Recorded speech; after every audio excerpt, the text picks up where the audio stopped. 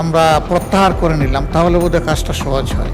জুলাই অভ্যুত্থানের পর দেশের রাজনীতিতে নতুন ধারার প্রত্যাশা তৈরি হলেও জাতীয় সংসদ ও রাজনৈতিক অঙ্গনে এখনও অতীতের বিতর্কই প্রাধান্য পাচ্ছে। ক্ষমতাসীন বিএনপি ও বিরোধী দল বাংলাদেশ জামায়াতে ইসলামী বিভিন্ন ইস্যুতে একে অপরকে আক্রমণ করতে গিয়ে বারবার অতীতের ভূমিকা সামনে আনছে। তবে রাজনৈতিক বিশ্লেষকদের মতে প্রকাশ্য বাকযুদ্ধের পাশাপাশি দুই দলের মধ্যে একটি কৌশলগত সহাবস্থানও রয়েছে, যা শেষ পর্যন্ত গণতান্ত্রিক রাজনৈতিক প্রতিযোগিতার মধ্যেই সীমাবদ্ধ থাকবে।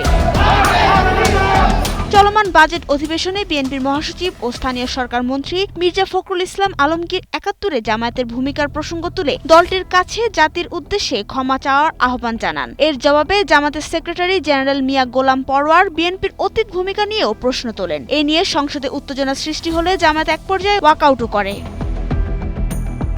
অতীতে দীর্ঘদিন রাজনৈতিক মিত্র থাকলেও পরিবর্তিত রাজনৈতিক বাস্তবতায় বিএনপি ও জামায়াত এখন প্রতিদ্বন্দ্বী। তবু উভয় দলের শীর্ষ নেতারা প্রকাশ্যে সংঘাত এড়িয়ে গণতান্ত্রিক সহাবস্থানের পক্ষে অবস্থান নিয়েছেন। জামায়াতের আমির ডাক্তার শফিকুর রহমান অতীতের বিতর্কে না গিয়ে ভবিষ্যতের রাজনীতিতে গুরুত্ব দেওয়ার কথা বলেছেন। অন্যদিকে বিএনপির নেতারাও মতপার্থক্য থাকা সত্ত্বেও শান্তিপূর্ণ রাজনৈতিক পরিবেশ বজায় রাখার উপর জোর দিয়েছেন। জাহাঙ্গীরনগর বিশ্ববিদ্যালয়ের সাবেক অধ্যাপক আল মাসুদ হাসানুজ্জামানের মতে, জাতীয় রাজনীতির দীর্ঘমেয়াদী অস্বস্তি দূর করতে ৭১-এর ভূমিকা নিয়ে জামায়াতের স্পষ্ট অবস্থান জানানো প্রয়োজন। তবে বিশ্লেষকদের অভিমত, মতভেদ থাকলেও তা যেন সংঘাতে না গড়িয়ে সংসদ ও রাজনীতিতে গঠনমূলক বিতর্কের মধ্যেই সীমাবদ্ধ থাকে, সেটি এখন সবচেয়ে গুরুত্বপূর্ণ।